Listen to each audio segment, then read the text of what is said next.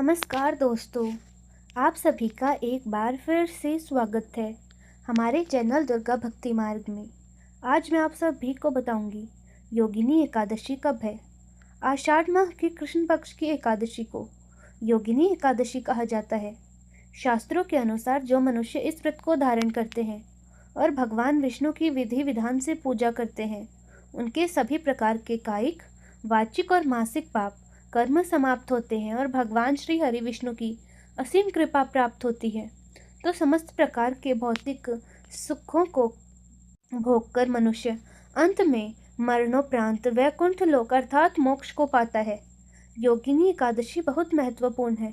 अगर आप व्रत करते हैं तो अत्यंत ही श्रेष्ठ, और जो भक्त व्रत नहीं कर पाते हैं वे भी आज के दिन भगवान श्री हरि विष्णु की विधि विधान से पूजा करें और कथा अवश्य सुने और अपने आचार विचार और व्यवहार शुद्ध रखें, तो भगवान श्री हरि विष्णु की असीम कृपा की प्राप्ति उन्हें भी अवश्य होती है जो केवल कथा पढ़ते हैं।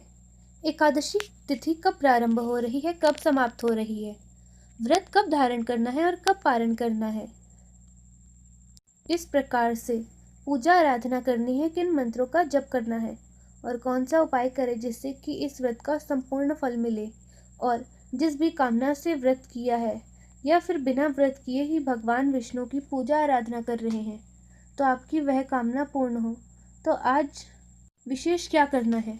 योगिनी एकादशी व्रत से संबंधित संपूर्ण जानकारी आज की इस वीडियो में आपको मिलेगी। वीडियो बहुत इम्पोर्टेंट है, इसको स्किप ना करें। सबसे पहले जानते हैं कि आषाढ़ माह की कृष्ण पक्ष की एकादशी तिथि कब प्रारंभ होगी, कब समाप्त होगी और व्रत हमें कब धारण करना है। इस बार एकादशी तिथि को लेकर और व्रत को लेकर बहुत अधिक संशय है। कारण यह है कि इस बार एकादशी तिथि 6 है। एकादशी तिथि प्रारंभ हो रही है 10 जुलाई 2026 को सुबह 8:16 पर और एकादशी तिथि का समापन हो रहा है 11 जुलाई सुबह 5:22 को।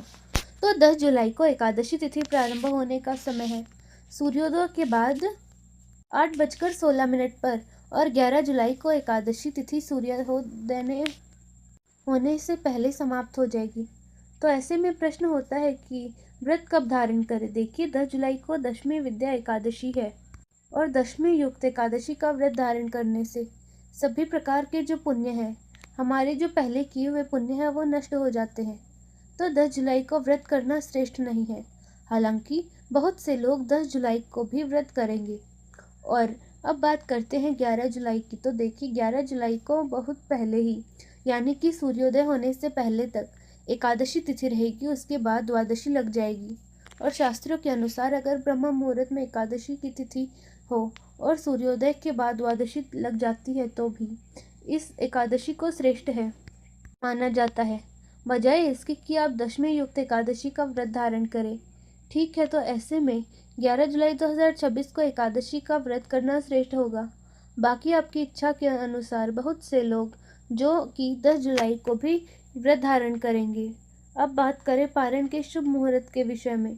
तो देखिए, अगर आप 10 जुलाई को एकादशी का व्रत धारण करते हैं तो आपके लिए पारण का शुभ मुहूर्त हो गया 11 जुलाई 2026 को दोपहर 1:50 से 4:36 के बीच, क्योंकि हरिवासर की समाप्ति के बाद ही व्रत का पारण करते हैं और हरिवासर की समाप्ति सुबह 10:32 पर होगी। और अगर आप 11 जुलाई को व्रत कर रहे हैं तो आपके लिए पारण का शुभ मुहूर्त होगा 12 जुलाई 2026 सुबह 5:25 से लेकर 8:18 तक। 12 जुलाई को द्वादशी तिथि सूर्योदय से पहले समाप्त होगी।